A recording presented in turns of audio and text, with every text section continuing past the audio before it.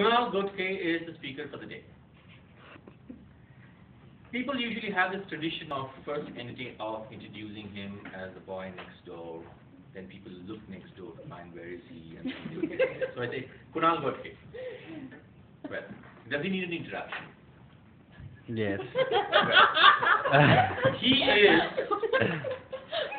He is all the fast bowlers of all the cricket teams put together when it comes to the pace at which he moves in the Toastmasters club.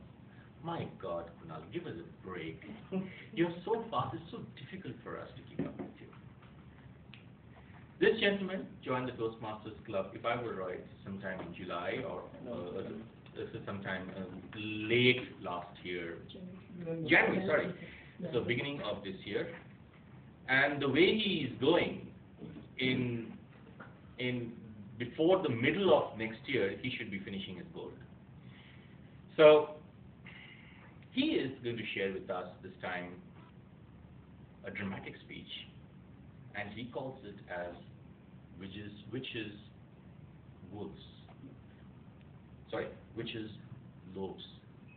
Obviously, this is not going to be a somnolent situation. Put your hands together for Kunal.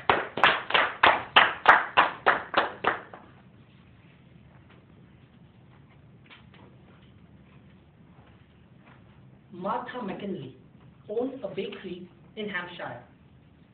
She was 40. She earned a good living from her bakery and had a very sympathetic heart. Many people who have been married were not as deserving as Martha was, but Martha herself is still a spinster.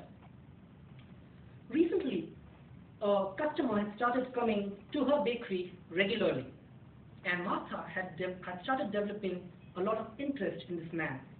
His name was David Jones, a middle-aged man with spectacles and a brown beard.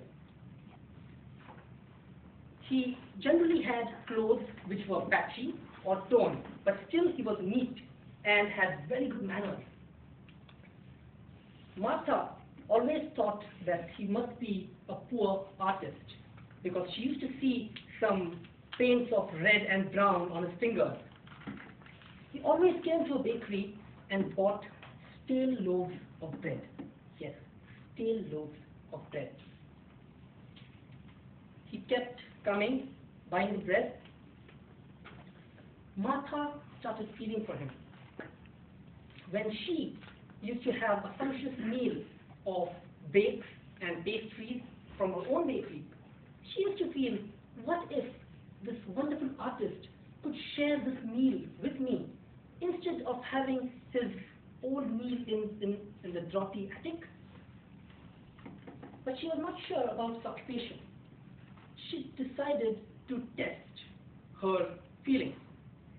Once, she brought an old painting and kept it behind the bread counter. It was a beautiful painting which no artist could have ever missed. David Jones walked into her bakery and he observed the painting. "Madame, that is a beautiful picture you have. Oh, did you like it? Not only is the picture beautiful, but also the perspective that it presents." And then David explains the entire perspective of picture in an artistic way. Martha was sure that what she thought about David was right. He started coming to her shop even more regularly. And always what he bought was the stale loaves of bread, nothing else. Such a gentle-hearted man, but yet a genius who can talk of perspective just at a glance. How nice would it be for art and perspective if this genius were to be backed by a decent living, a good old bakery for himself, and a sympathetic heart behind him. Martha now started doing other things. She started brewing a new compound of turmeric and sandalwood, which so many people use for a better complexion. This day, David Jones came in to her shop one more time. He placed his money on the desk and asked for his pieces of loaf, or for his loaves of bread. Just at that point, there was some cluttering sound behind as a fire engine went through the street. As anyone else would, David Jones rushed through the window to look at the fire engine going. Martha decided to seize this opportunity.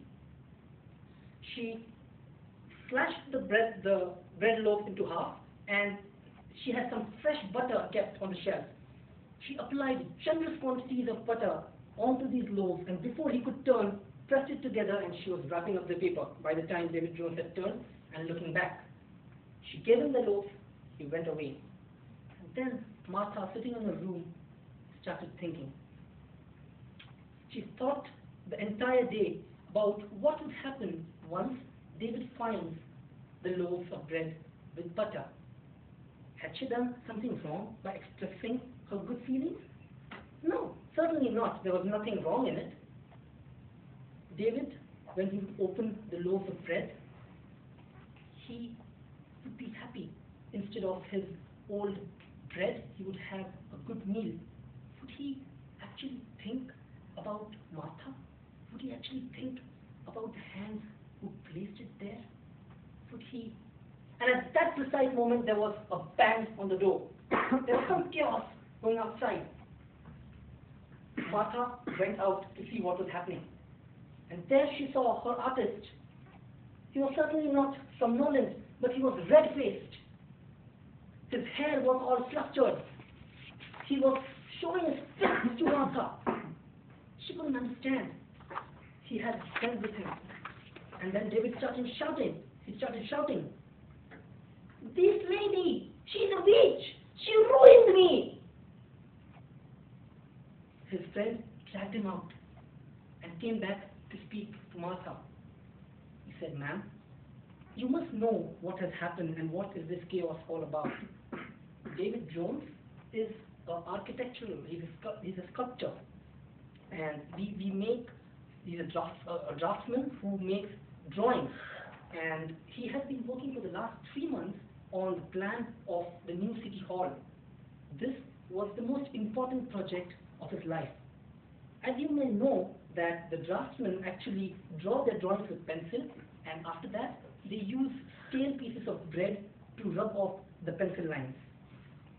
But today, ma'am, the bread, there was butter, and all I can say is David Jones has lost the best contract of his life."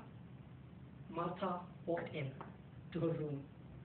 She removed the blue tiara that she had started wearing especially for David and put on her old one. She looked at that compound of turmeric and sandalwood that she had been preparing and threw it out of the window.